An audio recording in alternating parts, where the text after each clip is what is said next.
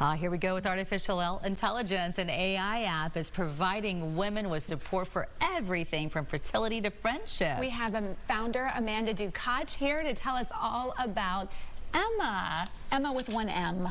Ema with one M. It's middle of the word female, believe it or not. There you go. That's brilliant. I love how you came up with that then. Tell us what this does. So it's a generative AI companion. So in non-fancy words, it basically means that it is the assistant for anything for females, from women's health through asking for a brownie recipe. So you can do anything from why am I having period pain, to is my child's cough symptoms croup, or put all of your grocery ingredients into a list for you. I mean, one after another. That's a lot of information. She literally can do anything. How do you feel like this is different than just a typical internet search? So it's very different. So generative AI and traditional AI are very different processes. So generative AI takes super large amounts of data and you can query it really quickly. So what that means is, as a user, you get instant results and they're very human-like. So it's a conversation versus just showing you the top results of what people are watching on the internet. So if you use Ema, after 30 seconds of conversating, you'll see the difference from like a Google or a Bing instantly. And then we've created her around women's health. So her real knowledge base is from fertility to menopause, everything health related. So how many people are using this now? So we've had 100,000 users, and we recently just moved from version 1 onto version 2. And we haven't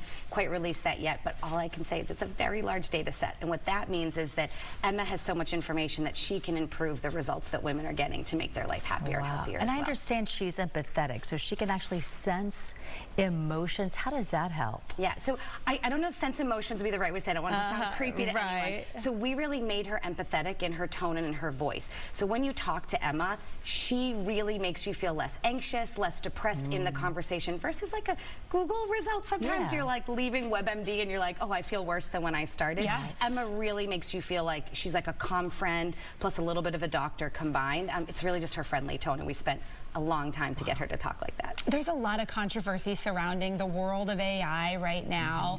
A lot of people have questions. Are we moving too fast? How do we know if this information is accurate? What do you think about that? It's a really good question. Some things I'm really concerned about as well. Some things I'm not so concerned about. I think what's really important to keep in mind is lots of things exist in the world that can be weaponized, right? Whether it's medication, whatever it is. So we have to have regulation. We need to understand what we're putting into the world and who's building it.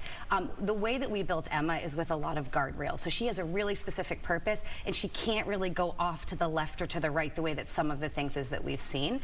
So what I think really matters is the way that we build it, and that we build it ethically and inclusively. Yeah, and you talked about like with fertility, with pregnancy. I mean, it sounds like it could even help a woman who might not understand that she might be having a problem during her pregnancy, and could help steer her to a doctor or get help that she might need. So that's Ema's secret sauce, and it's really her purpose. Her purpose is that she's basically an early detector. So as you're conversating with her, just asking her everything in your natural daily questions to her, she understands sometimes if you're having issues that maybe you know or maybe you don't, and then she'll let you know that in a very empathetic way. So you can then go to the doctor and you can say, hey, you know, like, she's been telling me about my period and something's off with my cycle. Like, it's just a really great way to use your own data to empower your own positive health decisions. Yeah, I didn't think about it like that. Women sometimes have embarrassing problems too, that this could be, you know, their first. That's what she's so good for. Right? Like 3 o'clock in the morning when like you have heavy bleeding or something. You have someone to talk to. Yeah. All right. And Ema's available right now in the Apple Store. Ema's available on the App Store, and then she's coming in the next couple of weeks to Android. All right. Wow. Thank you so much, Fascinating. Amanda.